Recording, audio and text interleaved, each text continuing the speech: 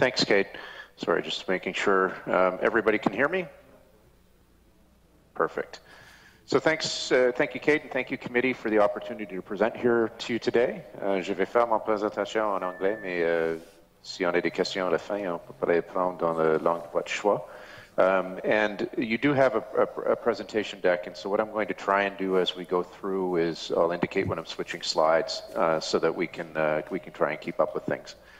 So if we move on to slide number 2, just a quick sort of grounding in terms of where we are in terms of the presentation today. So first off, I'm going to provide a very brief overview of our current climate change plan and provide some implementation highlights from that plan. And then secondly, and sort of most importantly, I guess the bigger chunk of time will be to talk about our new plan, provide some context for that new plan and the continued action in New Brunswick, and then speak to some of the opportunities and challenges that we have both in terms of mitigation. So when we speak of mitigation, it's with respect to greenhouse gas reduction, and then adaptation, preparing for climate change. So slide number 3. So let's start with the current plan. The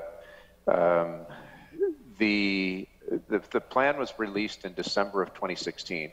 There's 118 actions that are led by various government departments.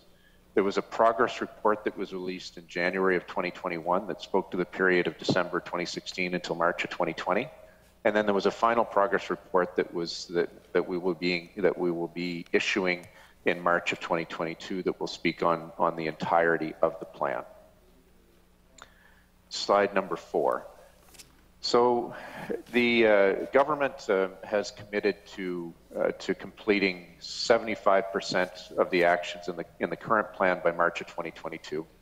We've spoken about this. We've been at several committees, sort of in the recent past. You each have a handout that was sent with your materials that shows where those actions are. And you know which ones are being tracked and which ones are sort of part of not what we expect to be completed by March of 2022. Overall, we're tracking 95 actions. So to reach the 75% target, we need to complete 89 of the 118. We're tracking 95 actions that we believe can be completed by that March of 2022 timeline. And there's about 23 actions that are not expected to be completed, and these are either ones that have a timeline that's longer than 2022, or where the challenges are where the actions themselves are not defined in a manner that allows for us to sort of really define a measurable outcome and timeline. So, as I say, that handout that was given to you sort of identifies those 95 that we're tracking and the 23 that are expected to sort of extend beyond the end of March 31st, 2022. So on to slide number 5. So the next 2 slides really sort of give us a bit of an overview of some of the key implementation highlights that we have in our current plan. The first was that we established a Climate Change Act, and this corresponded to action number 2, and also the Climate Change Fund, which corresponded to action 117. In terms of our 2020 GHG emission reduction target, we've exceeded that, and I'll talk more about that when we get further on in the presentation. We have a made New Brunswick carbon tax and an output-based pricing system for large emitters, and that's corresponding to actions 32, 41, and 53. We have extended reporting and GHG management requirements for large emitters. We have over 40% of our in-province electricity sales that have been achieved through renewable sources, and we're the first fully connected province for electric vehicles and charging infrastructure, and we've launched a new incentive program for new and used electric vehicles just this past summer. So slide number 6. Another key bit, as there's been a lot of talk about lately, is the commitment to phase out coal by 2030. We've acquired the most up-to-date climate change projections for the province, including temperature, precipitation, and sea level rise projections. We've completed vulnerability assessments and adaptation plans for all of the cities and high-risk coastal municipalities in the province. And we've also are working on completing flood hazard mapping for inland and coastal areas. We have a green procurement policy that was just recently launched, and we've extended and expanded energy efficiency programming. And there's a focus on accelerating the acceleration of clean technology and innovation. So those are some highlights from our current plan. And just before I switch into the sort of main body of this and talking about our renewal, I want to just sort of touch on some of the things as we finish up this plan. So, you know, as we finish up this plan and start to think about the new plan, we can draw on some of the lessons that we've learned from the implementation of the current plan. I think the first is that, you know, 118 actions is a very, very large list. It was, you know, the history of that came through recommendations from the Select Committee back in 2016 that were then added to by government. 118 actions made a significant challenge for government in terms of having to manage that significant number of priorities. So as we think about a new plan will likely include a much smaller and a much more focused suite of actions.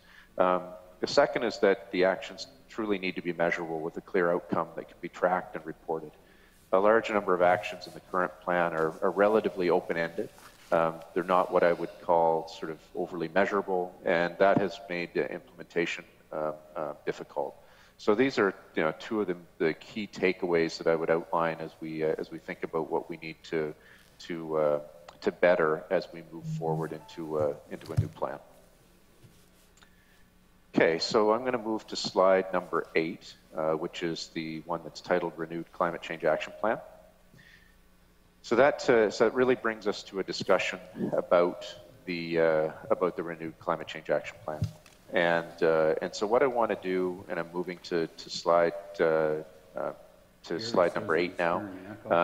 Sorry, I was one ahead. We're now on slide number 8, so we can stay there. So the next couple slides are really going to provide some high-level context that's important to consider as we start to develop a new action plan.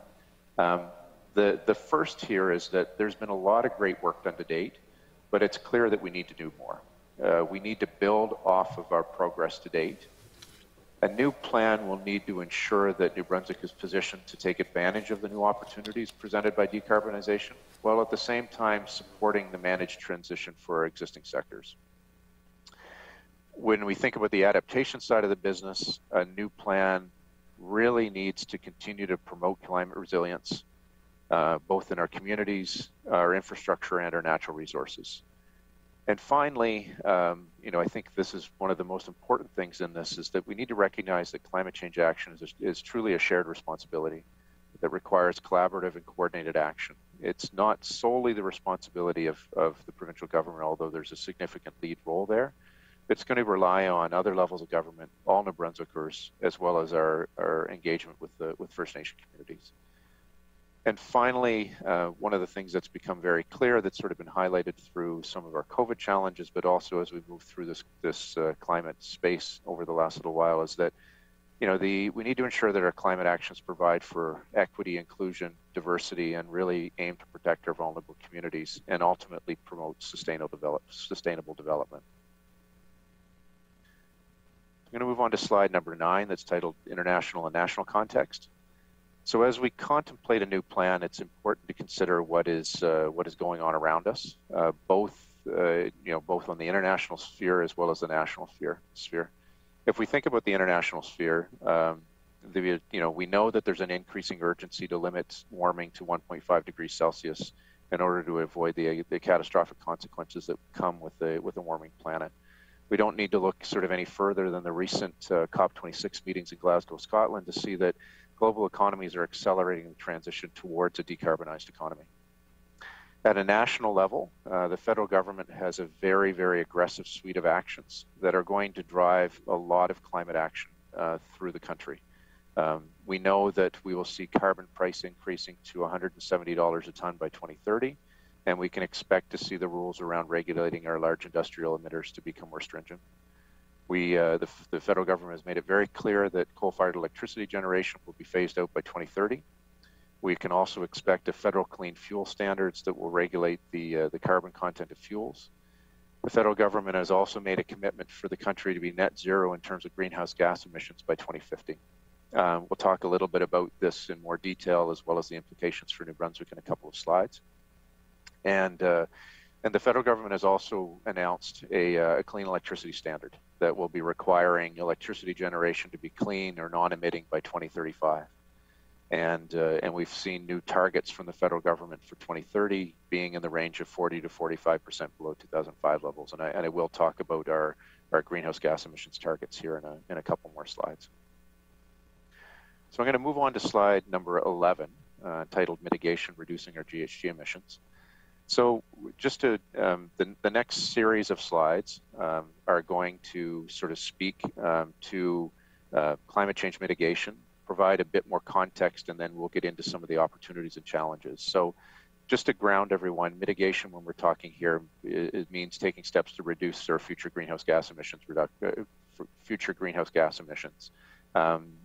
New Brunswick is in a strong position to build on the progress of our current plan, and expected that our actions within our new plan will continue to sort of put us on the track to meet our 2030 targets, and then also looking at long-term commitments for 2030.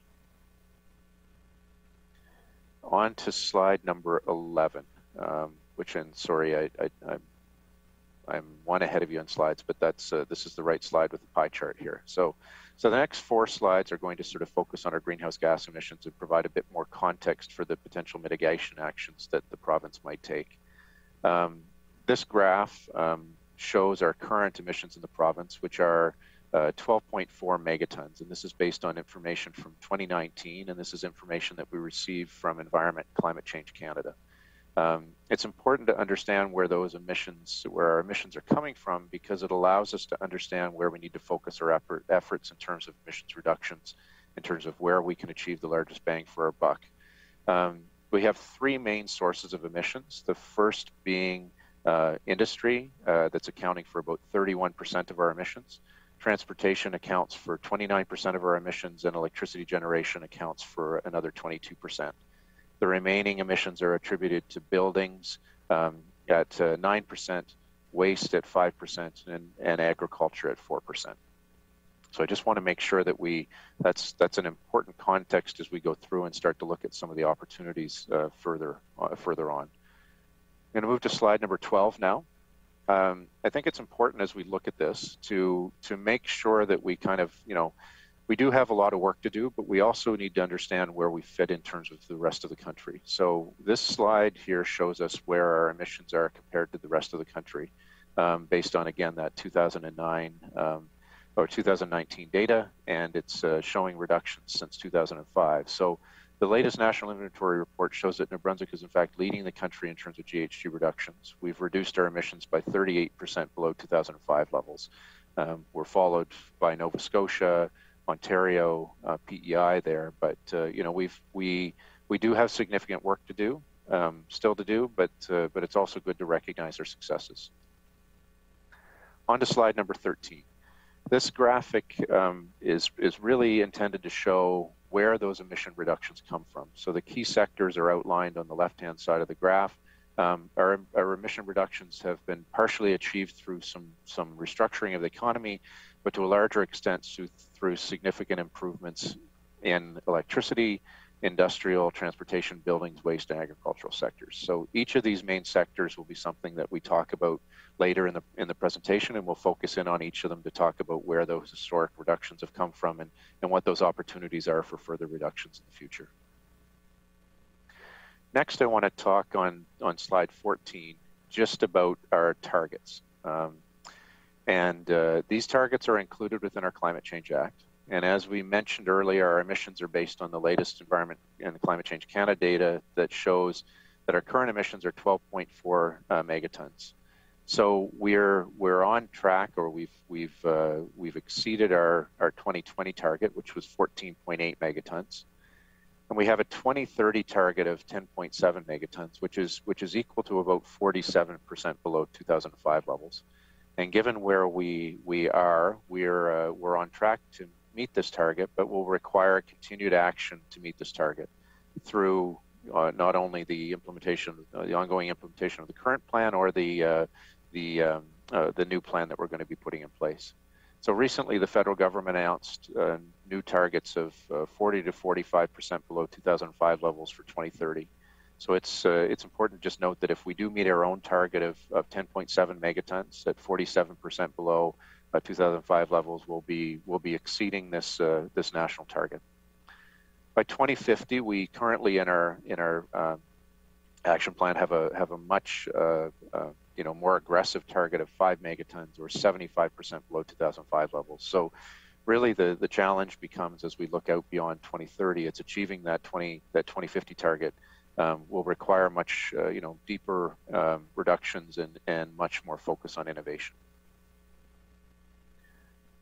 So moving on to slide 15, I just want to sort of touch on this concept of net zero greenhouse gas emissions reductions. And I mentioned this earlier, and that the federal government has a target of being net zero by 2050. So the next two slides are really going to sort of dig a little bit deeper into this, talk about what this means, and then specifically what the implications would be for New Brunswick. And I think it's important to just sort of start with some basics. There's been a lot of talk about this, but I just want to make sure everybody's grounded sort of in what it means. But so what does it mean when we talk about net zero emissions? Well, it means taking actions to reduce our emissions to as close as zero and to offset or neutralize any remaining emissions.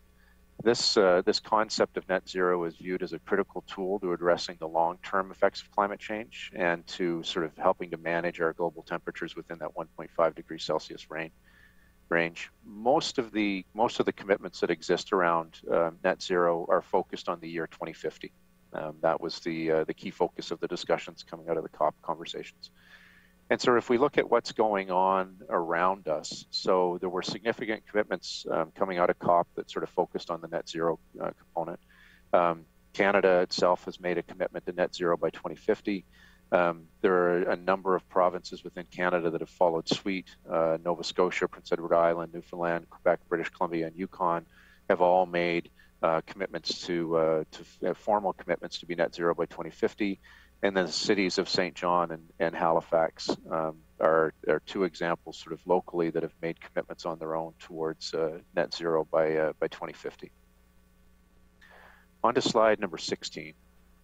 So just want to touch briefly on this idea of net zero and sort of what it would mean for New Brunswick if this was a commitment that New Brunswick was going to take on. So most net zero commitments include a commitment to reduce emissions by in the neighborhood of 50% by 2030. So our current target of 47% below 2005 is definitely within this right ballpark and right range. It would mean that we need to have continued effort to meet those 2030 targets by continuing to implement the types of actions that we have outlined in our current plan. So sort of the known things that we're doing already, we just need to continue to do those things and a little bit more. So it would be around clean electricity, coal phase out, continuing to sort of look at regulating emissions from large industry, continuing to sort of push and adopt electric vehicles, increased energy efficiency, this idea of carbon neutral government, and then also looking at waste and landfill gas capture. The bigger challenge is really when we start to think about what would be needed to reach the net zero mark by 2050. We know that this is going to involve a lot of transformative measures and new technologies. Some things we know of today, and some things are things that are going to have to be developed in the future. So the list that's on this slide is not intended to be, all-encompassing, or it's intended to just sort of provide some examples. So it will be looking at things like biofuels, biogas. You hear a lot about hydrogen production. This idea of carbon capture, utilization, and storage, direct air capture of carbon. Clean electricity production, the use of and the increased use of small modular reactors, enhanced sequestration through either forest practices or wetland management, and all of these things all of these things would need to be things that would be considered and determine what their applicability and application in New Brunswick would look like. Okay, so moving on to slide number 17. I just want to come back to this pie chart again, because the next series of slides are going to sort of look at the main sources of emissions that we have in New Brunswick, talk a bit about where we have come from in terms of historic reductions, and what some of the opportunities and challenges are for the future. So again, sort of focusing on sort of where are those biggest emissions coming from, and where's our largest bang for our buck in terms of action. So let's focus on, let's start with the electricity side of things. So our greenhouse gas emissions from electricity generation account for approximately 22% of the province's totals. Sorry, I'm on to slide 18. The emissions in 2019 were 2.8 megatons, down from 7.8 megatons in 2005. And the emissions in electricity generation have largely been declining since 2001 due to expanded use of renewable sources such as wind and biomass, increasing energy efficiency, and the closure of a couple of coal-fired plants in both Grand Lake and Dalhousie. So when we think about the challenges and opportunities that exist here, there are a number of opportunities as it relates to electricity generation. And a number of these opportunities also bring with them some significant challenges. We have the opportunity for expanded clean electricity production, be it through renewables, small modular reactors, and we know that the federal clean electricity standard that's expected for 2035 is going to significantly impact and drive a lot of this work.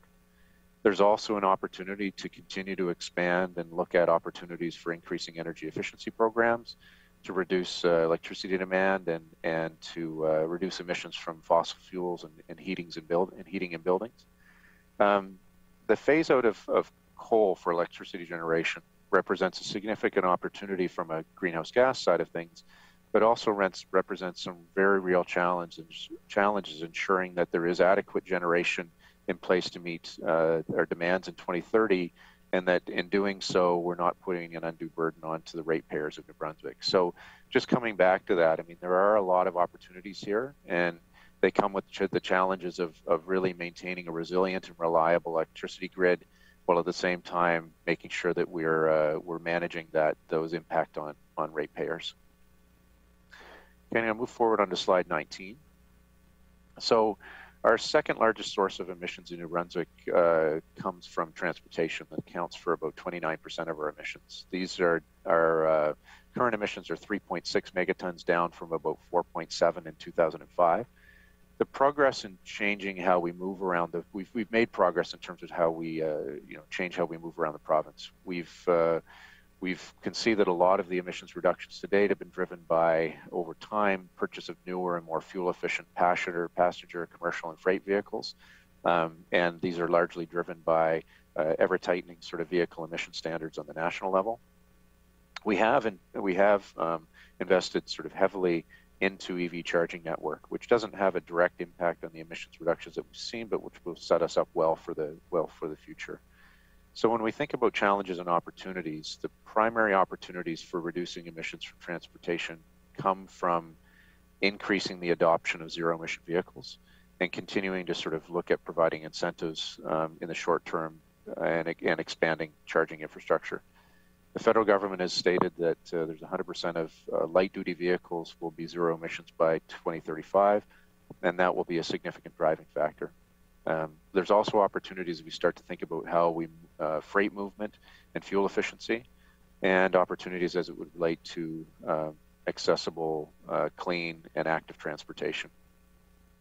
Furthermore, as we think about the carbon pricing scenario, and as that carbon price increases over time, it will continue to create favorable economic conditions to support a move towards lower emission vehicles and zero emissions. So from a GNB opportunity, there's also an opportunity to increase the greening of our fleet.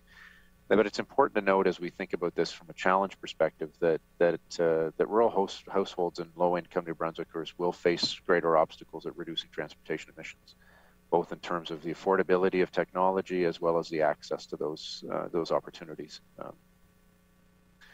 Okay, slide 20. Next, I want to talk about industrial facilities and industry. And so industrial facilities and processes account for 31% of our GHG emissions. These are down from 4.5, currently at 3.9 megatons, down from 4.5 in 2005. And the higher energy costs, the need to remain competitive in export markets, as well as efficiency measures, have really driven a lot of this reduction, as well as more stringent environmental policies over time. So when we look at challenges and opportunities, future opportunities include electrification where possible, and a greater adoption of things like industrial heat pumps and increasing industrial energy efficiency. There are opportunities to sort of further reduce GHG emissions by adopting cleaner fuels and cleaner technologies, such as renewable natural gas and hydrogen, as we think about those things and how they factor into the next generation of industrial processes. And we can expect further reductions through the ongoing regulation of industry. We have a New Brunswick output-based pricing system in place, which regulates emissions from our large emitters, and that currently has a requirement to reduce their emissions by 10% by 2030. Slide 21, please. So next is buildings. So buildings, as I mentioned earlier, are responsible for about 9% of our emissions. In 2019, our emissions were 1.1 megatons, down from 1.4 in 2005. So a lot of the reductions in the building sector really are attributed to energy efficiency, as well as in some cases fuel switching, both in our commercial and residential buildings. So in terms of challenges and opportunities, energy efficiency continues to be the primary opportunity, along with sort of looking at things like electrification. There's also an opportunity to move towards the idea of net zero energy ready buildings for the future. And government can play a lead role here by continuing to invest in the energy efficiency of government-owned buildings. Slide 22. So next sort of piece of the pie chart here is around waste. So waste is responsible for about 5% of the province's total greenhouse gas emissions. In 2019, we were down to 0.6 megatons, down from 0.9 in 2005. Reductions are really largely attributed to landfill gas management plans that have been implemented by local solid waste commissions. Currently, all 6 landfills operate landfill gas management systems that capture methane. Methane being a significant greenhouse gas, significantly more potent than carbon dioxide. So 5 landfills are actually using that bioenergy to produce renewable electricity, thereby further reducing sort of electricity-driven GHG emissions. So as we think about opportunities, there's an opportunity to further increase the efficiency of landfill gas capture systems and to prevent more of that methane from being released into the atmosphere. You know, where feasible, there's the opportunity to look at things like anaerobic digesters that can be used to digest organic waste and produce renewable gas. So these happen within a closed containment system. And overall, I think that the biggest opportunity is to look at the opportunity to really decrease the amount of waste that's both generated and then disposed of. Next, on to slide 23. This is talking about emissions from agriculture primarily, but also included in here would be agriculture and fisheries. The emissions are down were 0.5 megatons in 2019, down from 0.6 in 2005. So emissions overall are relatively stable.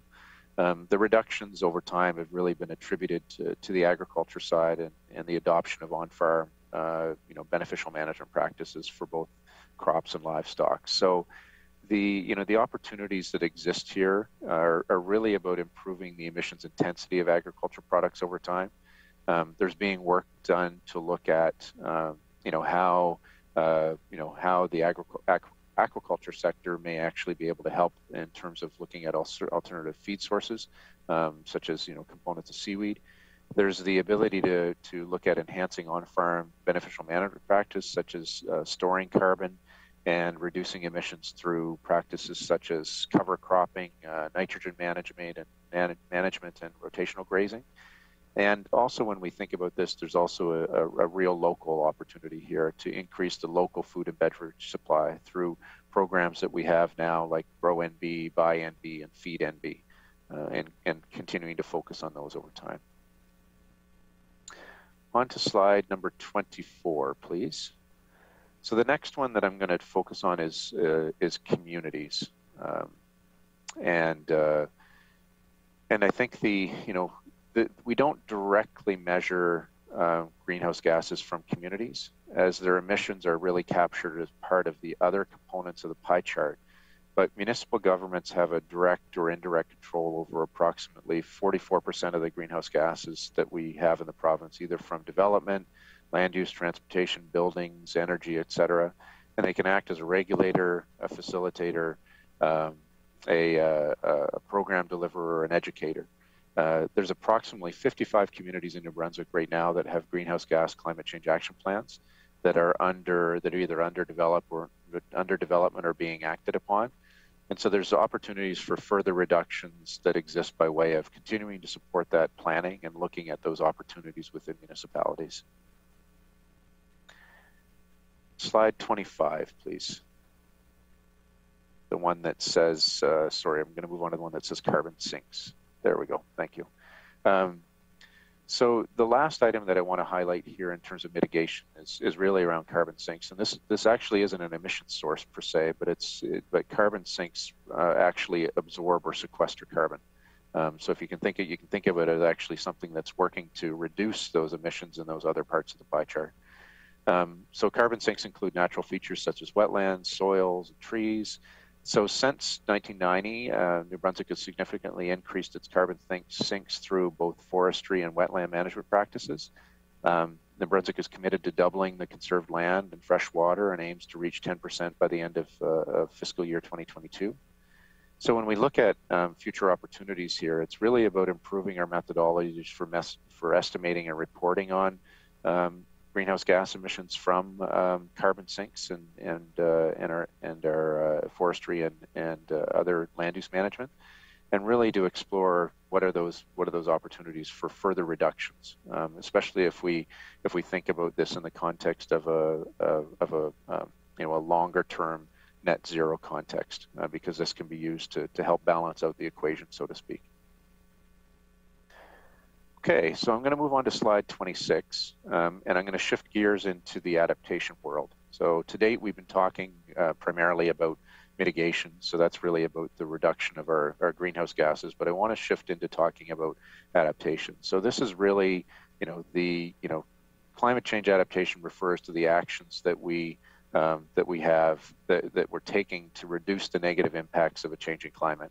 And also taking advantage of those new opportunities. And we know that this concept of taking early action to prepare for the impacts of climate change is more cost effective than waiting for impacts to occur and responding sort of after the fact. So onto slide 27, I want to just sort of provide some context in terms of, what are the climate change realities and impacts that we expect to see in New Brunswick. So we're already experiencing the impacts of climate change, and it's predicted to get more intense before we see any sort of significant relief. So I think it's important to note that even if the international community is successful in reducing its collective greenhouse gas emissions, the current greenhouse gas emissions that we see in the atmosphere are expected to last for decades. So that will continue to have an impact on weather patterns and extreme weather events. So even if we are very, very successful in reducing in the short term, we're still going to be dealing with a bit of a hangover effect from the current GHGs that are in the atmosphere. So we know that it will get warmer. Average annual temperatures are going to increase, which will lead to more extreme heat days and public health related impacts like heat stress and impacts on our vulnerable and aging population. It will get wetter. There will be an increased occurrence of extreme precipitation events that will lead to increases in risk of flooding and cause impacts to our homes, our properties, and our road infrastructure. And we know that it's going to get stormier. The frequency of extreme weather events, things like Hurricane Arthur in the summer of 2014 and Durian in the fall of 2018, are expected to increase. And these events bring with them extreme winds and rains and cause power outages and result in damages, again, to homes and power lines and infrastructure. And the final thing that we know is that, being a coastal province, is that sea levels are going to continue to rise. We can expect to see upwards of up to a meter of sea level rise by 2100. And that has the impact the possibility to impact significantly on our public and private infrastructure that's built close to the coast through either flooding or coastal erosion. it also has the potential to impact on those natural assets and those natural areas, such as dunes and beaches and wetlands that are also so critical for helping to buffer our coastal environment from storms. So in preparing and adapting to future climate conditions will be really critical for New Brunswick in order to minimize the impacts to our communities, our natural resources, our infrastructure, and the health and safety of the public. Okay, so I'm going to move on to slide number 28. So this is really when we're thinking about that adaptation space, there's sort of two main areas here. The first is really about understanding, communicating climate risks and opportunities. So this is about having access to the most up-to-date and regionally relevant climate information. And that's going to be really critical to helping to support decisions and the decision-making process, to making sure that we have that best available information. So our progress to date, we're really lucky in that we've just recently seen the establishment of an organization called Climate Atlantic, and I believe they're going to be coming in to speak to the committee later today, as a regional climate data center that will directly serve the needs of Atlantic Canada. This type of entity has existed elsewhere in the country, and it's just recently that we've had the opportunity to create this sort of expertise and center within the Atlantic region. So it will aim at building awareness to climate change and delivering sort of regionally relevant climate science to a broad series of clients through the region. You know, there's been a focus on the creation of inland and coastal flood maps, as well as providing a flood viewer for public access to those, and then building adaptation capacity through key sectors and adaptation practitioners. And when we talk about adaptation capacity, this is really about making sure that there's knowledge, awareness, education within those sectors and those practitioners, so that they're able to both champion that work and really take this on within their sector. So when we think about challenges and opportunities, it's really about we need to continue to monitor the changes in the physical environment and the emerging climate data and trends as they relate to New Brunswick. It's about raising awareness of climate science and those projected impacts, not to scare people, but to make sure that there is an awareness so that we can actually take those steps necessary to prepare and to be out in front, thinking about this as opposed to waiting to respond. And although numerous communities have completed adaptation plans and sectors have undertaken sort of risk assessments, you know, there is a growing sort of trend, you know, push towards comprehensive sort of provincial risk assessments. And this is not something that we've necessarily completed within New Brunswick, but it's something that could possibly help to help us in terms of identifying priority areas for further action. Okay, so my next slide that I want to move to is slide 29, and this is titled Planning and Taking Action. So this is really the moving from the supporting the planning, but moving into the action bit. So we know that adaptation planning efforts have increased significantly across the province in recent years. Staff in my team elsewhere in government have really had a strong focus on planning and adaptation. So more than 50% of our New Brunswick municipalities have completed adaptation plans. And as I mentioned earlier, this includes all of our cities and our high-risk coastal municipalities. We've had significant work within the health sector, the forestry sector, and the agriculture sectors. And we know that natural environments are playing a greater role in adaptation, specifically when it comes to protecting our communities and infrastructure. So, and also climate change considerations are becoming more commonplace when making decisions around infrastructure renewal and investment, making sure that we're building in those climate considerations at the front end of those processes. So in terms of challenges and opportunities, I think the challenge here really is that there's been a lot of planning that's been done, and the next step is really to move from that planning to that implementation phase, and so that's a significant shift in terms of making sure that we continuing to do the planning, but we're also moving towards that actioning stage and implementation. So there's room to expand that adaptation work as well into across a broader suite of sectors. We've been successful in, as I mentioned, in health, forestry, agriculture, but there's some other areas where we can build on that. And there's also an opportunity to bring greater emphasis to the linkage between sort of adaptation planning and community health and well-being. We're seeing a lot more of that. You know, we think about the public health related impacts of climate change, heat stress, diseases such as Lyme disease and what have you, and sort of drawing that linkage between adaptation and climate and public health. And the natural environment and its protection will continue to play an important role in climate adaptation, because there's a real convergence of those things when we think about natural environment or natural resource management and climate, because it's serving multiple co-benefits. And the other thing is that, you know, one thing that, you know, we've sort of learned as we've gone through this space, as well as it's been highlighted sort of through some of the challenges and more recently, is that some members of society will be impacted by climate change more than others. And so it's there's really a need as we move through this to be thinking about being inclusive and embracing the sort of diversity to make sure that we're protecting our vulnerable citizens, you know, as we undertake this work.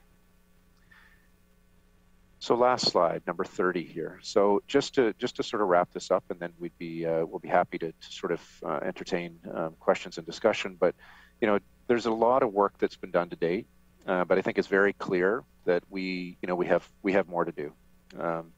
We've made a lot of progress, but we need to build off that progress, and we really need to sort of take advantage of where we've come from to sort of help us into the future. We need to ensure that New Brunswick is positioned to take advantage of the new opportunities presented by decarbonization. And as I mentioned, we really need to take the time to support the managed transition of our existing sectors. We need to continue to build climate resilience throughout the province, both in terms of our communities, our infrastructure, and our natural resources.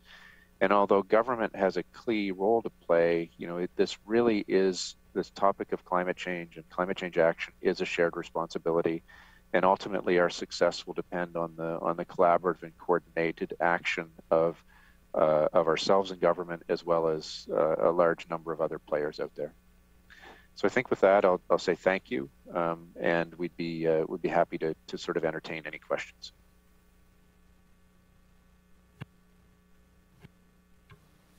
Thank you very much, gentlemen. We'll now move to our question period. Each party will have 10 minutes to ask questions, and we'll start with the official opposition. Je sais pas qui a l'intention. Madame Landry, vous avez la parole. Merci, Monsieur le Président. Thank you, Mr. Chair, and thank you for that. Merci pour cette présentation très détaillée et en fait de mise à niveau du plan d'action sur les changements climatiques du Nouveau-Brunswick. Donc, bravo. I would like to start by saying that there has been, as you said, Mr. Libby and Mr. Hoyt, a lot of things that have been done, and I want to congratulate you. I want to say that you know, it had to start somewhere, and it started. Well, it may have started before, but with a plan and a more measurable plan, probably in the future.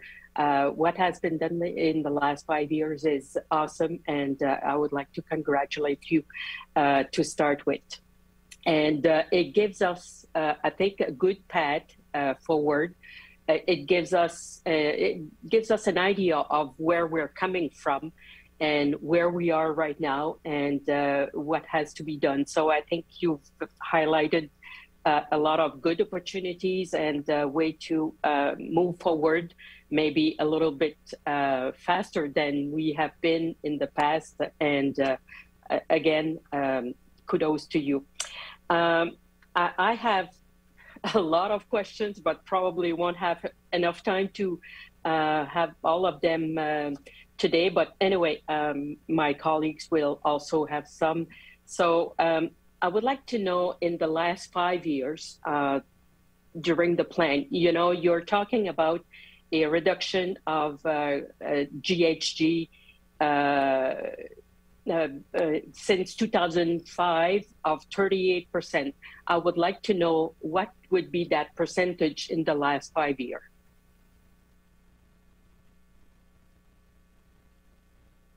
So thanks, Madame Landry. That's a good question.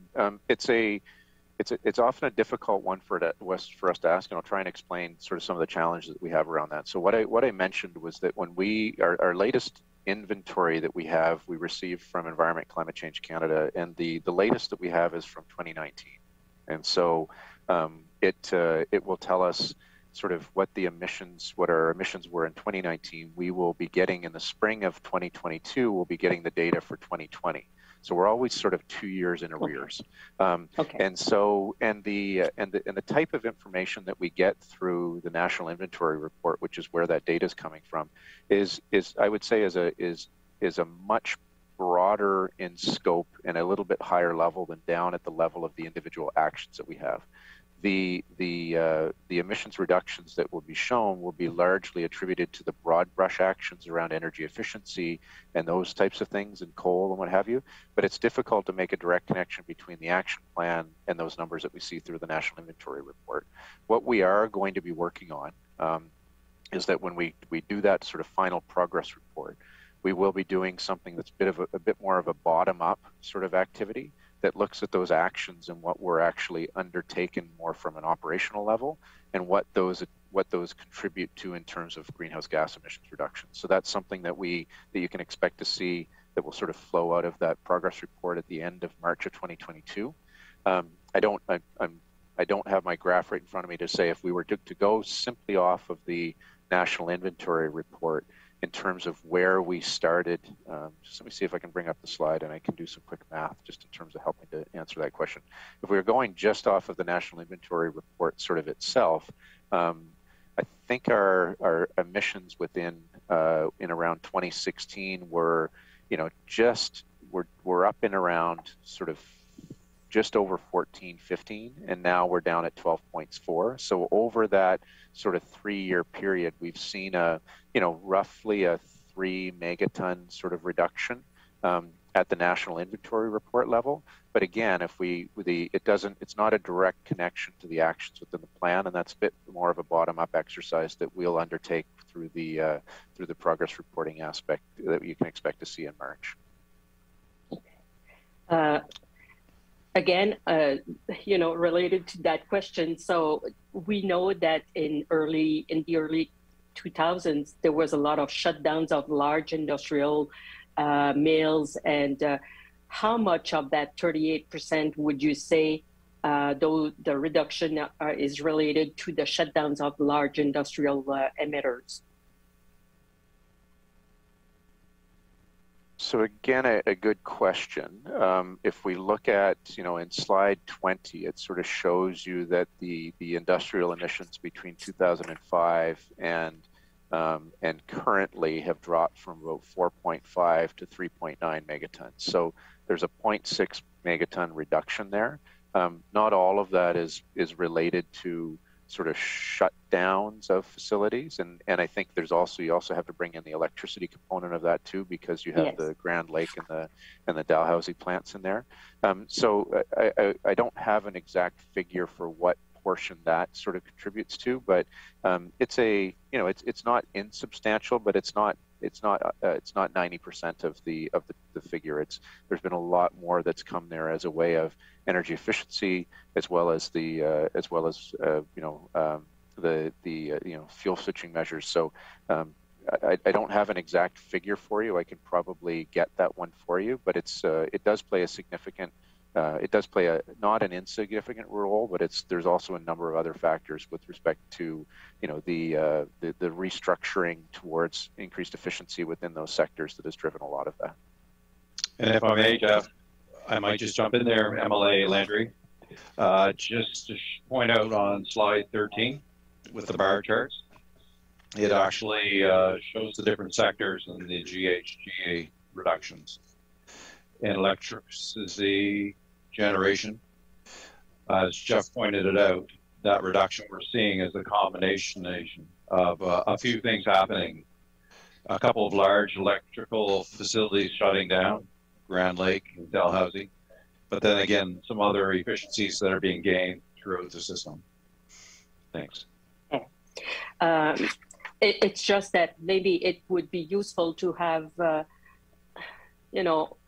from the plan and before the plan, and where we started in 2016 with the plan. So there's maybe a misconception down here that those reductions were due to shutdowns of large industrial industries, and like we've lost many mills. There has been quite a few shutdowns of the paper mills in New Brunswick, and have we just sit on there because we exceeded at the start in 2016. We already had exceeded the target that we wanted, that the federal government wanted us to have. So anyway, maybe it could be useful to have those figures before the plan and after. My next question is about the next 5 years.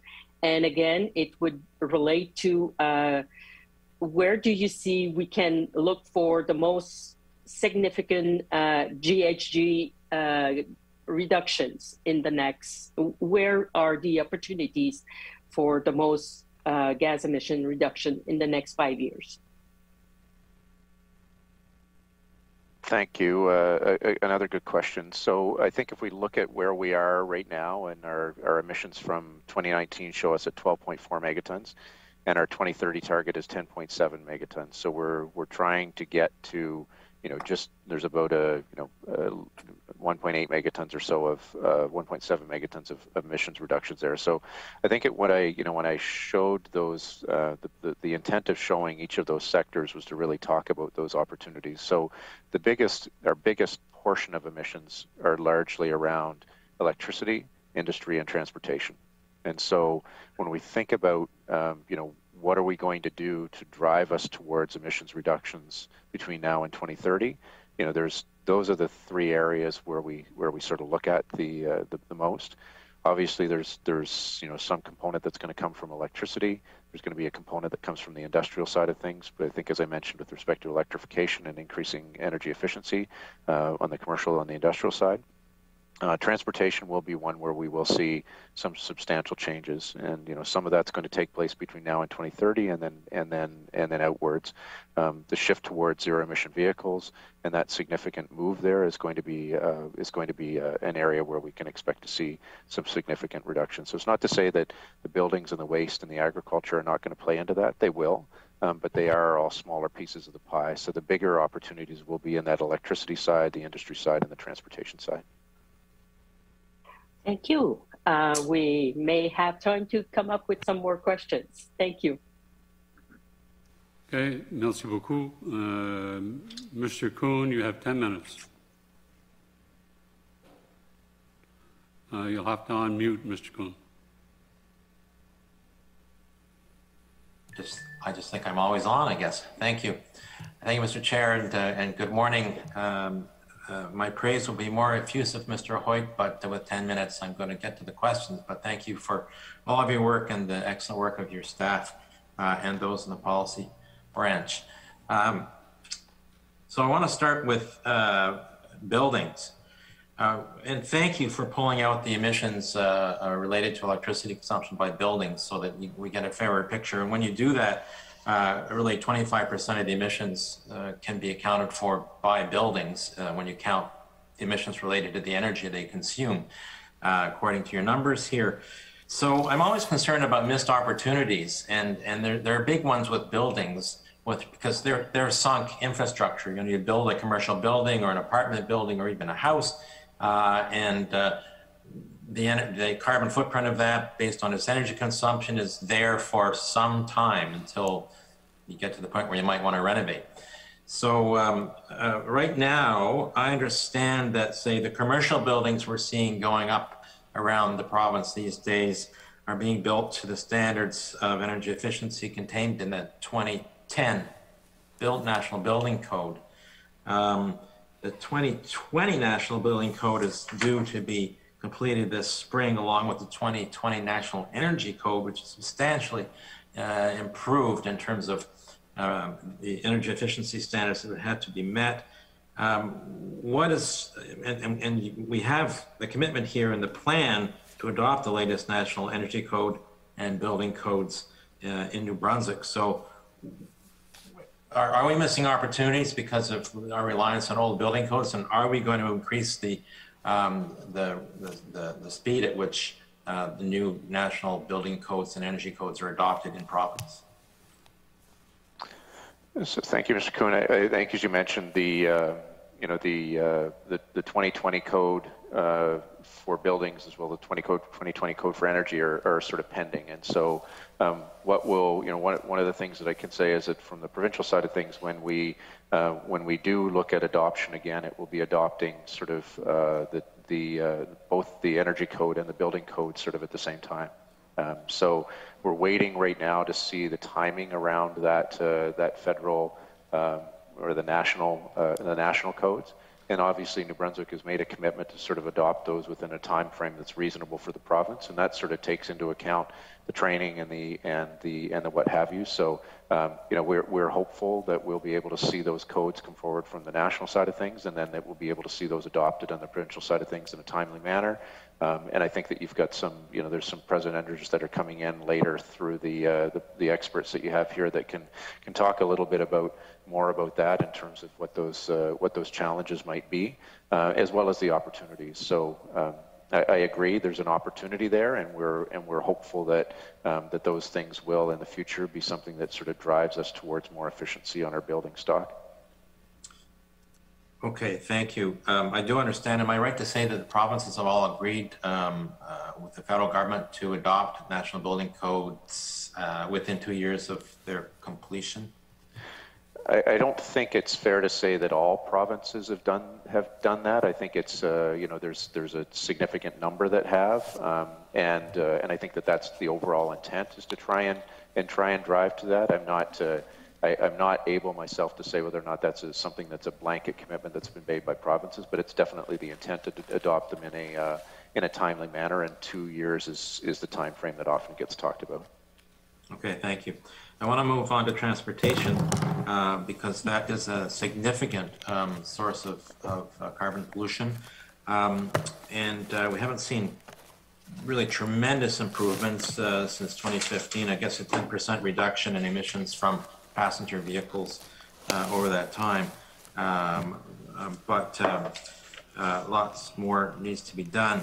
So I guess my question on that is twofold.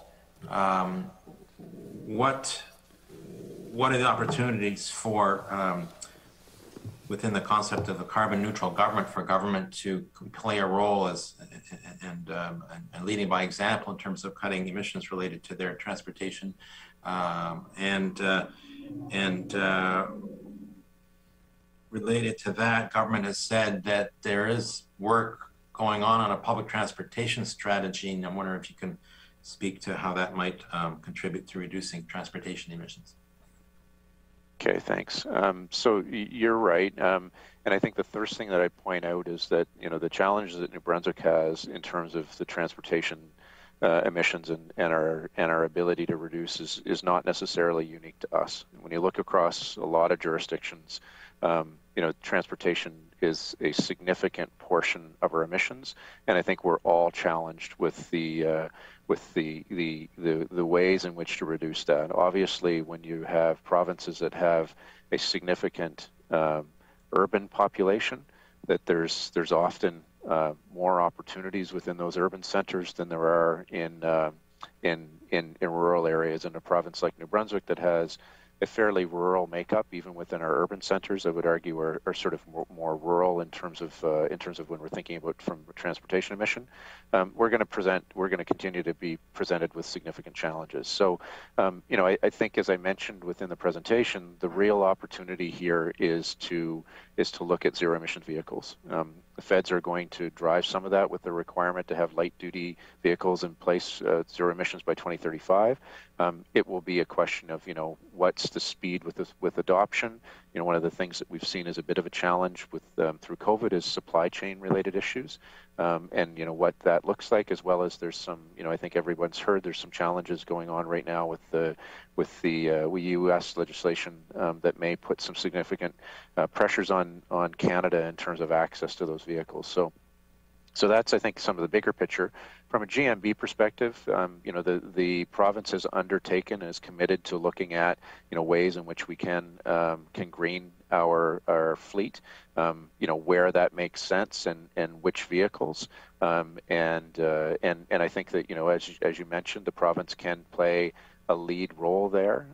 There's actions, I think, if you look at what the Climate Change Fund and some of the projects that have been funded in this fiscal that are looking at ways in which we can do that. So, one of the things that we will be looking at, obviously, through this plan is, what does that look like and what does that commitment look like? But there's definitely an opportunity there. In terms of the transportation side, yes, there's been, some work done. I don't myself have an update on that for you, Mr. Kuhn. Obviously, public transportation can play a role in reducing emissions. I don't have a figure right on my fingertips in terms of what it could play in terms of New Brunswick. It would be I would argue that it's probably slightly lower than in some of other areas, simply because of our rural makeup. It will be an important component to consider. Is it going to be the thing that will drive the majority of emissions reductions? Probably not.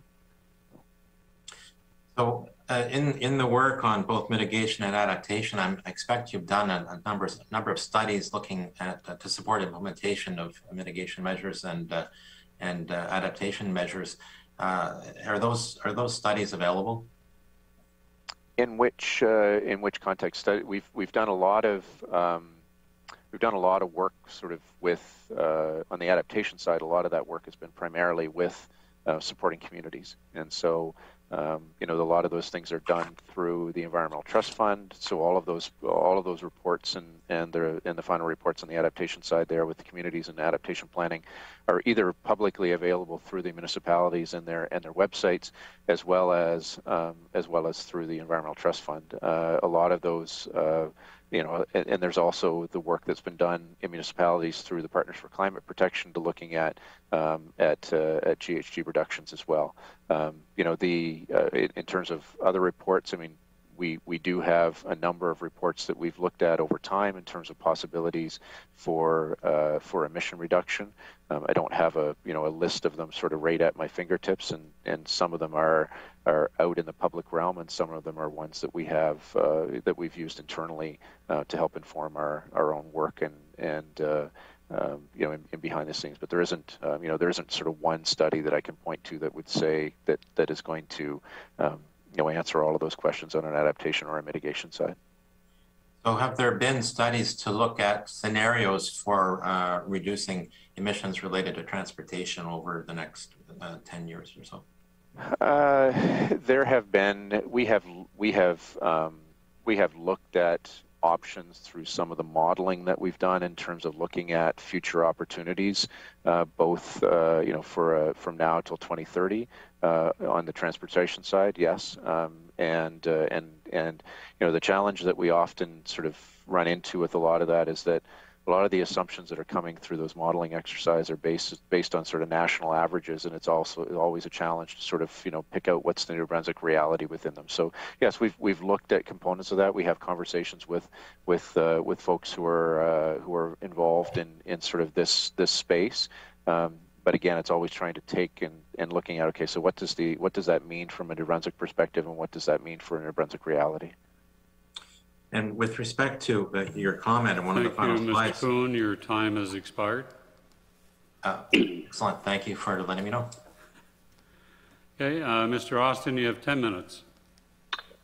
Thank you, Mr. Chair. Can everybody hear me okay? Yes. Okay, thank you.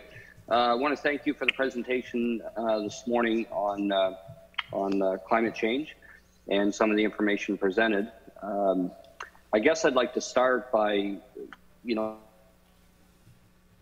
Fredericton Grand Lake, which is one of the highest impacted ridings, I would think, in the province when it comes to flooding.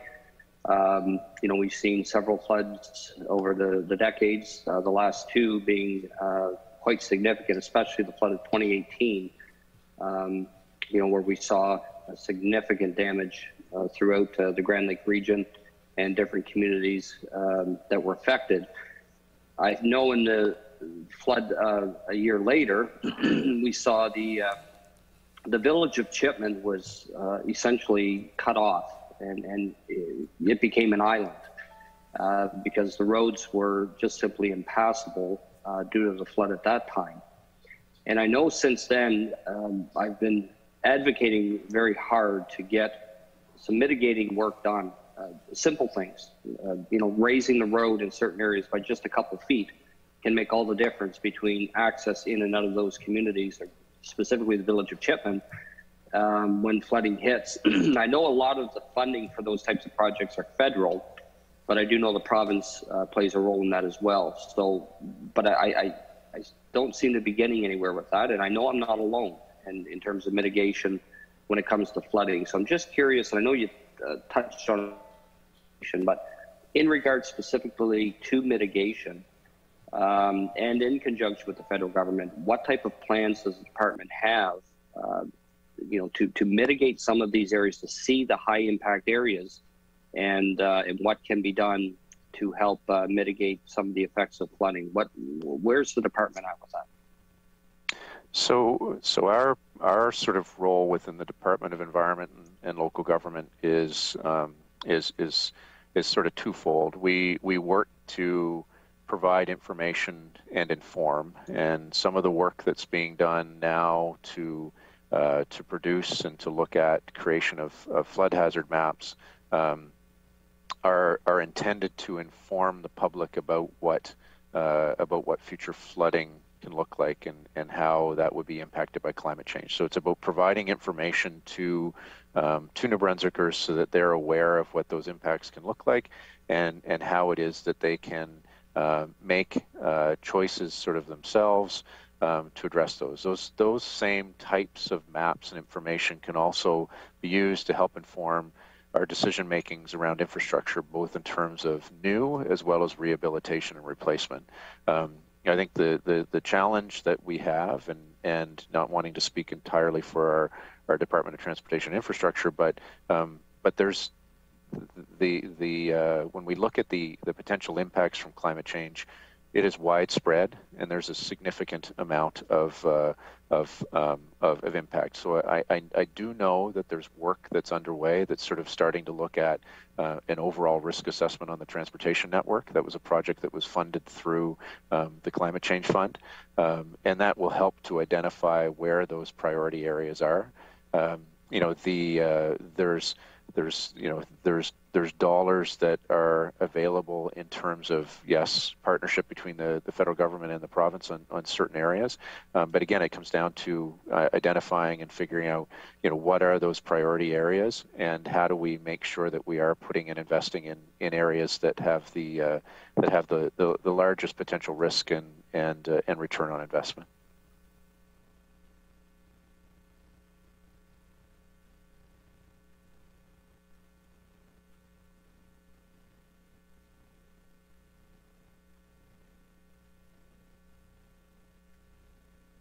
I think we lost Mr. Austin.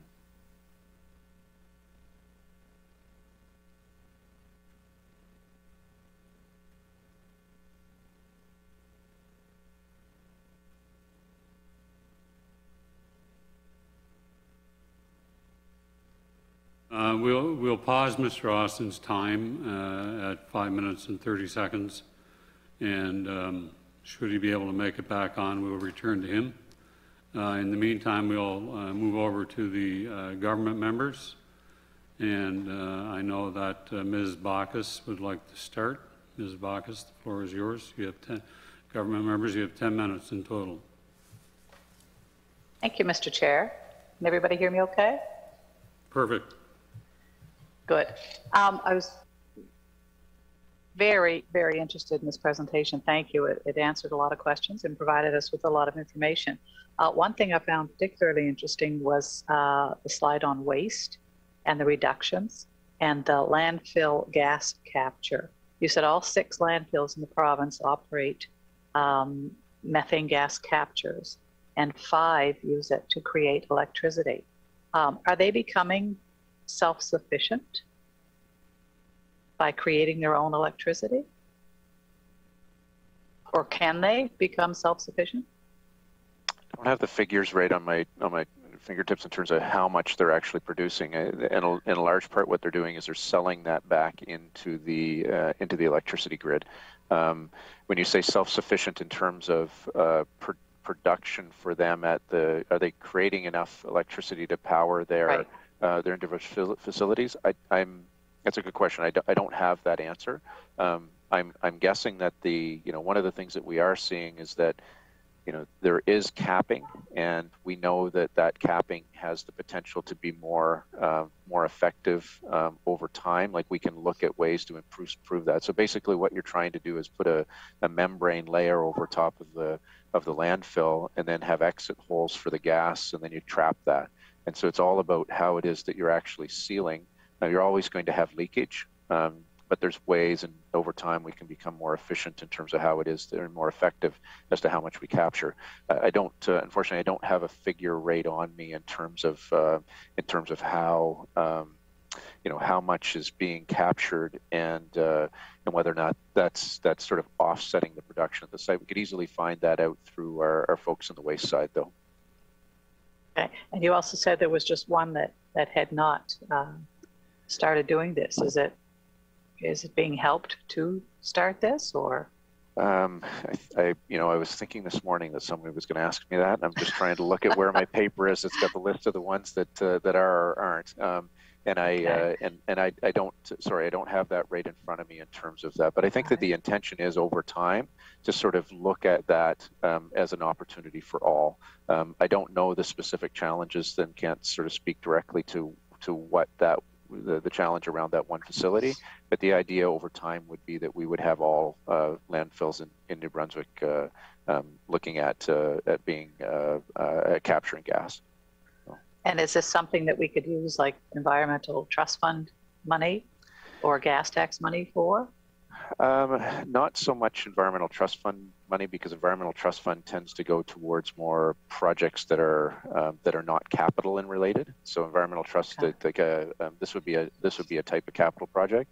It's obviously something that we could look at. There are funding opportunities, and I think there's ways that we can look at incentivizing that. So whether it's through environmental trust fund or through some other means, absolutely. Yeah. It wouldn't be environmental trust fund, but it would be possibly through some other funding streams. So. Okay, so there would be money available to help them going forward then. I don't want to commit to all, but I mean, I think we can obviously look at what those opportunities would be, and I think that some of this is going to need to happen sort of on their own and through the ultimate regulation of the emissions from those, and those things are going to need to be paid for, on their own, and then there's going to be room possibly to help either incentivize or assist with that in some ways. All right, thank you very much. That's all my question, Mr. Chair. Thank you, Ms. Bacchus. Are there any other members of the government that would like to ask questions?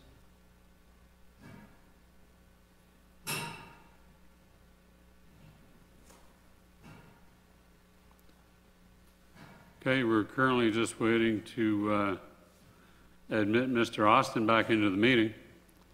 So, Mr. Minister Crosman, do you have? Yes, is Mr. Austin back in? Is he? No, not yet. The floor is yours. The government still has 5 minutes. Sure. Great presentation today by the staff. Really appreciate everything that's going on. And Jeff, maybe a little bit more feedback on people to give them an awareness of where the Environmental Trust Fund money is going.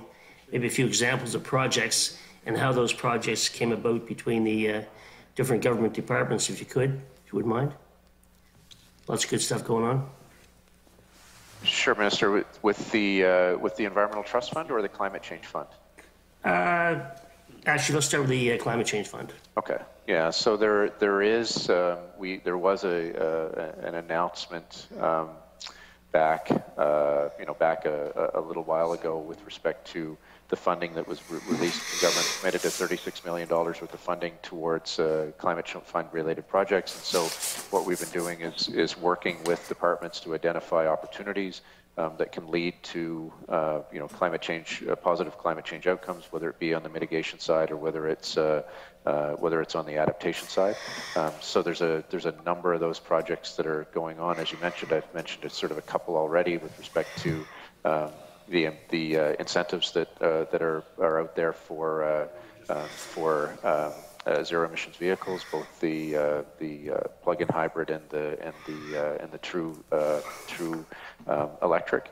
There's also a series of projects that are going on that are looking at more on the infrastructure side of things in terms of what can we do to better our infrastructure and adapt to climate change.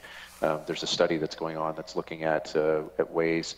What's a risk assessment on the transportation network from the impacts of climate change. So there's a really broad suite of things, both dealing on the mitigation side as well as on the adaptation side. Right. Thank you. Do you have any updates just offhand regarding the plug-in hybrids and electric vehicles and how that program is going? I know it's been administered through the through NB Power rather, but I understand it's difficult to find vehicles right now, but any idea on the uptake so far since the July announcement for the province? Yeah, so I've got a bit of an update on that one because I was actually asking NRED in anticipation of a question on that one. So as of November, we've got about 1,163 EVs that have been registered in New Brunswick. Since the launch of the program in July until the end of November, there's been about 200 incentives that have been given out. And one of the things that we are struggling a little bit is with, I think if anybody's driven by a car lot lately, there are some challenges on the supply chain side of things. So it's a little bit lower than we expected simply because of some supply chain issues. So. Great. And it certainly would be nice to see a few more vehicles in the government fleet. I know it's a slow process regarding the infrastructure setup and whatnot, but it will be good to move ahead in this area. And I appreciate your input too with regards to Mr. Kuhn's question about the rural transportation. It is difficult, I know, across the province trying to provide transportation and beef up our transportation system, I guess, and we see this in the southern part of the province as well, where people need to own a vehicle, I guess, to get where you're going. It's difficult. Maybe plan ahead. Regarding the Environmental Trust Fund, on another note, Jeff, any idea how many applications came in this year in November? It's usually close to 300? Yeah, that's what I've heard, Minister. I don't have the number right on my hand. I know there's always a large amount of interest and a significant sort of number of excellent projects there, but I don't have the exact number that came in through the intake. So. No, I realize it's there, and a lot of repeat applications too, which is good. It's important.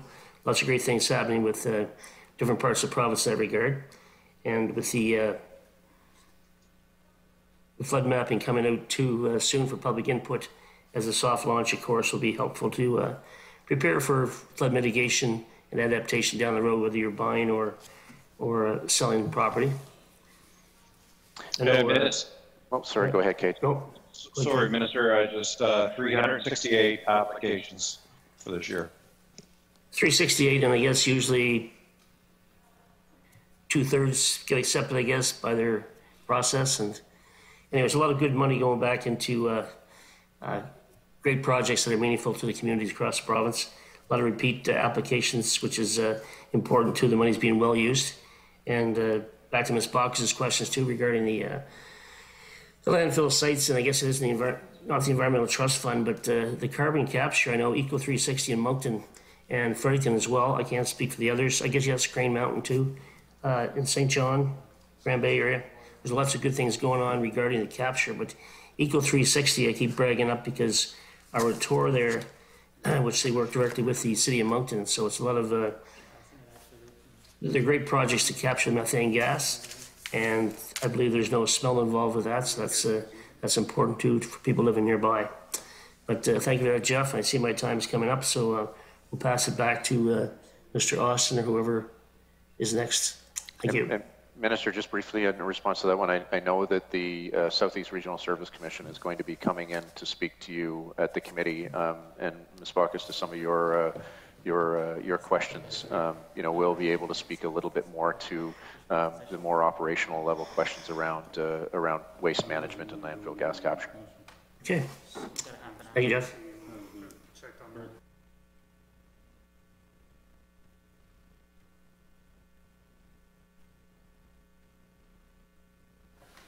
Mr. Austin has not yet made it back, so we'll return to the official opposition. Voir si vous avez d'autres questions posées. Vous avez la parole. OK. Merci, Monsieur le Président. Je vais passer la parole à mon collègue René Lagacé. OK. Monsieur Lagacé, c'est à vous. Thank you, Mr. Chair.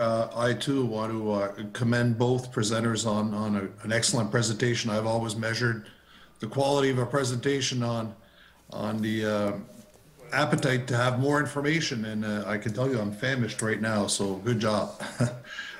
Just to go back on slide number 13 on reductions, I'm glad to hear you. I know you answered my colleague, MLA Landry, that you were going to drill down a little bit further.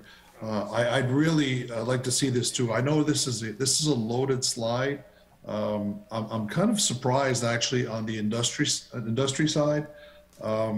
Just in my area, we closed down in that period, probably one of the largest mines in the world, one of the largest smelters. We lost a very large mill.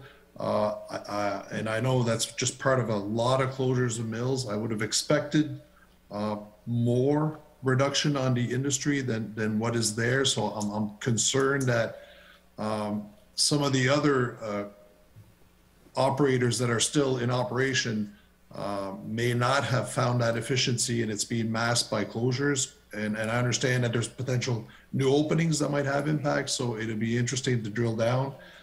There's also the fact that on electricity generation, there was 2 plants that were closed, but with the demand being reduced with all these industry closures, you get places like Coulson Cove are probably operating a lot less than they were back in 2005. That would also have an impact. It'd be nice to measure. So I guess my question is, if you're going to drill down on this information to be a little bit more specific, in the update in March, where in the plan, which number will that come out of? Where can we find it?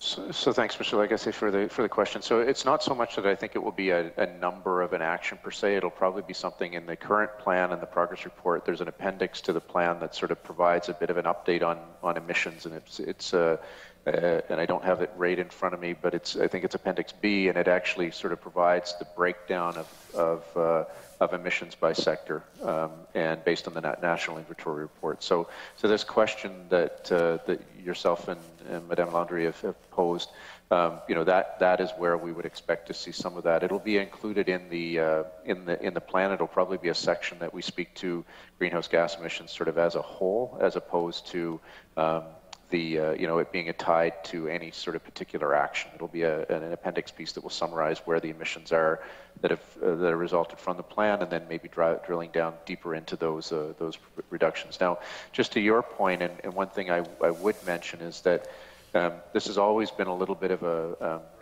little bit confusing, and Mr. Kuhn sort of alluded to it with respect to the electricity bit, but the electricity generation component captures electricity for all users. So on the industry side, if people are using electricity, then that's being captured in the electricity generation part of the bar chart. It's not it's the emissions that are coming out of the stack of those industries that are captured under the industry bar. So part of those reductions from usage in electricity would be captured under that electricity bar, where you see that on bar number 13. So. Okay, thank you. My next question would be on the objective number 35 on the PACE program. I noticed in your handout that it's not one of the follow-up items for March that would be accomplished. But in the update last time, the comment is that it is a very preliminary examination. I've heard of a preliminary I'm wondering exactly what does a very preliminary examination mean, and what came out that we couldn't follow up on this. So I think with that one, you know, it was a very, very specific action. It came out of the select committee process back in 2016, and it spoke very much to PACE as a program. And so, you know, I can tell you that the preliminary assessment was something where we did a bit of jurisdictional scan. We tried to understand sort of what the PACE program would mean, what others were doing. But in all honesty and full transparency, it's not a small task to look at it. It has fingers into a lot of different areas, you know, property assessment and what have you. And it simply just wasn't something that we could action and that we could work on as a priority across government right now. It doesn't mean that there's not an opportunity to look at that. I would say that you know, PACE is a very, very specific program.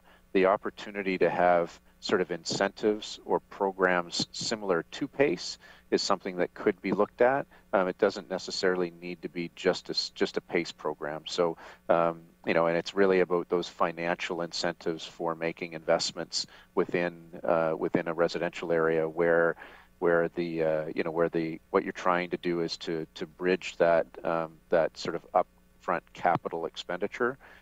And so whether it's PACE or whether there's other opportunities, it's something that, you know, we can continue to sort of look on, but just it really came down to the significance of this one, where it touched on in terms of all the different arms of government, and really just a matter of being able to prioritize that across the other departmental work that was going on. Exactly. Thank you. Well, there's at least one municipality that approached me because they were really interested in the program. And I understand that there's already 3 provinces that are taking advantage of this program, and they're kind of being only a few in there. And I believe Nova Scotia is one of them. They have access to quite a bit of capital. But I guess my question of putting it aside is, one of the big hindrances exactly the whole property tax situation, because part of that refund goes through that process. And I wonder, since local governance, the project is going through right now, and there's going to be a review of all municipal taxation, wouldn't the opportunity be ideal to just kind of tie that into it, and maybe since, you know, the resources are going to be applied to changing the model, that this might not be able to be added, because I'm wondering if a province like Nova Scotia is our neighbor, we couldn't relook at it. Yeah, I think that, you know, what we'll continue to look at is the broader sort of financial mechanisms and incentives. Again, whether or not it's a PACE program, and you are correct, there are some significant sort of interties with the taxation side. I haven't had a discussion with our colleagues in local government to sort of see what type of a fit that would be. You know, but on a broader sense, it's something that we'll continue to look at from the financial mechanisms and instruments side. Okay, thank you. Again, just to clarify on objective number 34, which was to increase spending by 50%, and then you gave out the stats.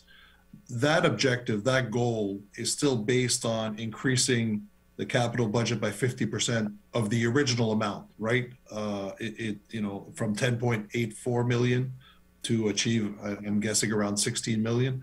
That hasn't changed as we move along in the plan and your updates? So you're correct. This was put in place when the plan was initiated in 2016, and it was in reference to, you know, there was an initial increase from 10.84 to 16.5. And then there was an adjustment in the capital budget, sort of, you know, following that. So that's why we've sort of indicated that, you know, this one is tied between different sort of capital budget cycles. You know, there's continued prioritization and investment within energy efficiency within government buildings. I think within the, you know, there's a capital budget amount within DTI budget, and there was also an additional uplift on that, and an additional amount that was allocated through the Climate Change Fund to supplement that this particular year. Okay, I've only got a few seconds, so I'm going to squeeze in one question on project number 37. We're talking about Smart Energy Community Project, which we're going to select 500 homes. Was there a start date as when the 500 homes were selected, and when that could be when it could be fully implemented? That is a good question. I don't have the details on that one specifically, Mr. Lagacé. I would say that we do have NB Power coming in sort of further and later in the presentations, I think, to committee members. They would be able to give you a much more thorough sort of answer with respect to that one and that Smart Energy Community Project and sort of where they're at and what the intentions are. Thank you. I believe that's my time. Merci beaucoup. Mr. Kuhn, welcome back. Or Mr. Austin, welcome back. Thank you, Mr. Chair. I apologize. Not sure what happened there. Well, it's one of the joys of technology. So, indeed. You have 5 minutes and 30 seconds left in your original question period, so you may start now. Okay, thank you very much. I got cut off there, so I didn't get the full answer, but I don't really want to backtrack because I do have another question that I want to drill down on. And it's in relation to the electric vehicle program, rebate program. And I'm just curious if you can give us some numbers as to how many people have, I guess, applied for that program and have been accepted for the.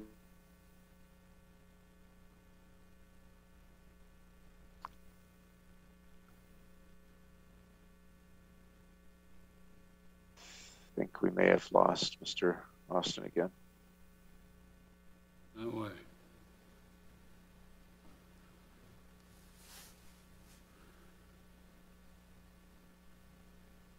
Mr. Austin, if you can hear us, perhaps turning your video off may help.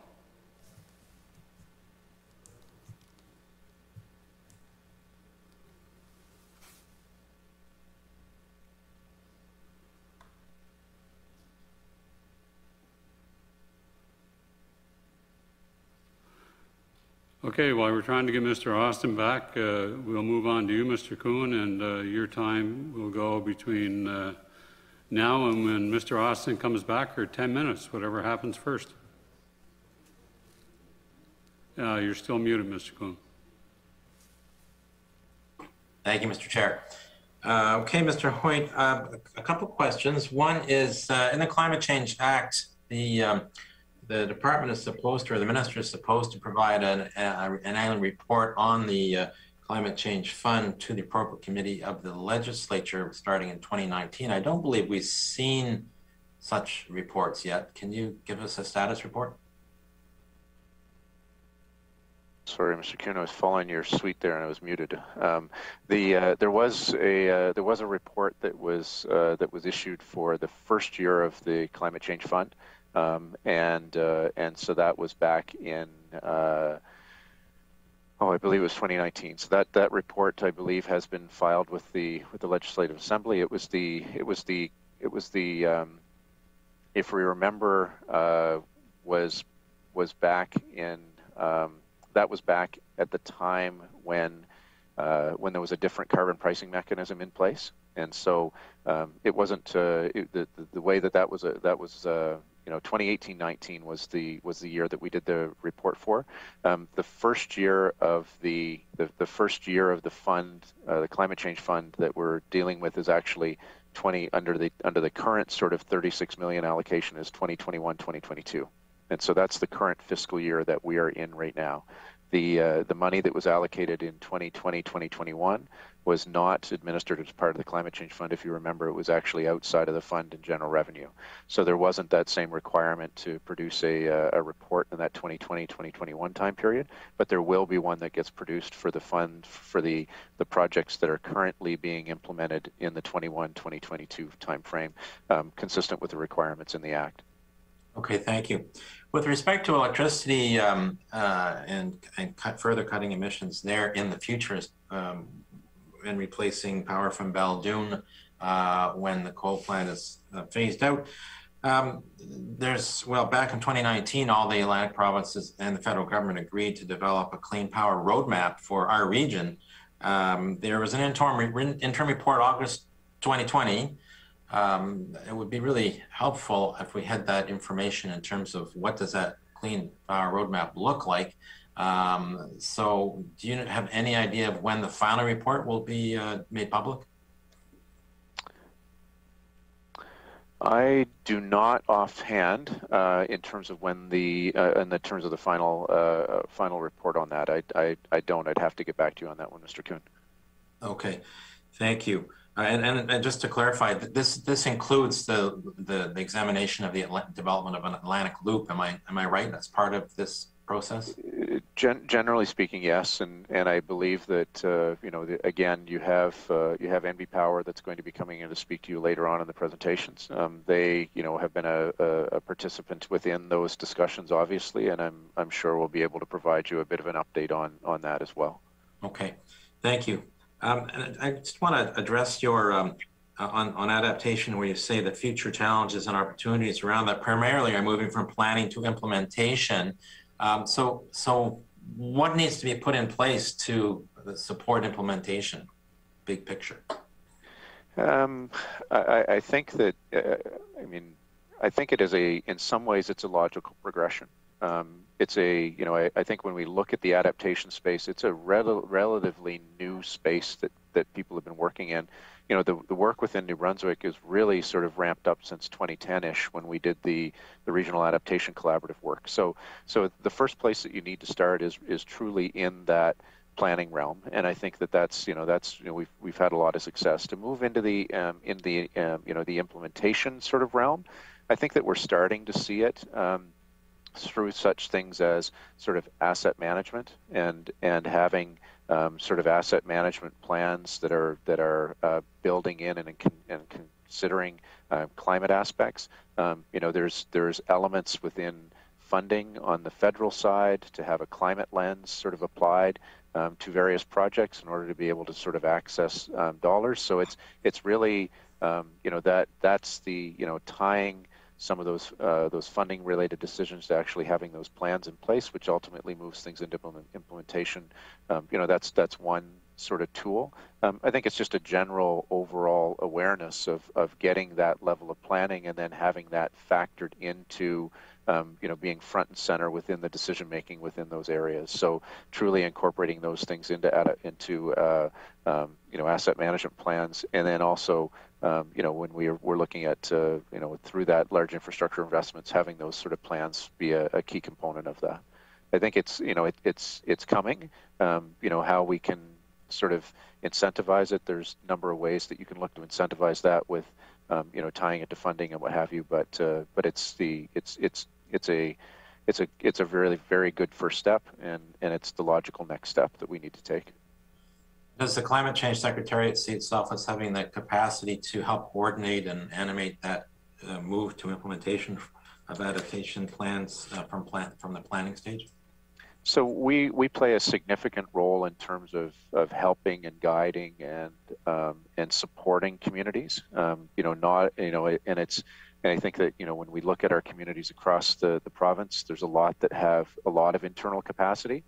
Some of our bigger cities, you know, there's capacity within their teams on the infrastructure side and on the planning side to be able to do this. There isn't as much of a need to rely on us. When we start to look at some of the smaller municipalities, that's where we have a greater you know, a greater sort of input, both in terms of the upfront planning and then helping to sort of facilitate those conversations around the implementation. We are clearly a facilitator within that space and a support and a help. So where we have communities that reach out to us and where we have questions that come forward from municipalities, then we're there to be able to help support that. And we've got a very active team that does that work. On the emission side, one of the ways of marking progress is just looking at the change in the carbon intensity of our economy. So have you got numbers for how the carbon intensity of our economy has changed since well, for the last 5 years, let's say, for which we have emissions statistics? I don't have those figures right on my fingertip, Mr. Kuhn, but it's something that we could look into for sure.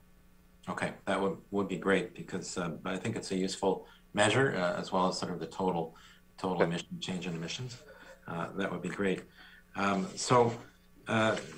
What do you, Mr. Hoyt, see in renewing the plan for the next 5 years to be really the greatest challenge that we're facing? The greatest challenge that we're facing. I mean, I think that. Do you want me to answer that in terms of the climate challenge or the implementation challenge? In terms of implementation. Implementation. I think that anytime you're dealing with climate is a challenge for us, because it is not a short-term problem. It's something that requires long-term sustained action.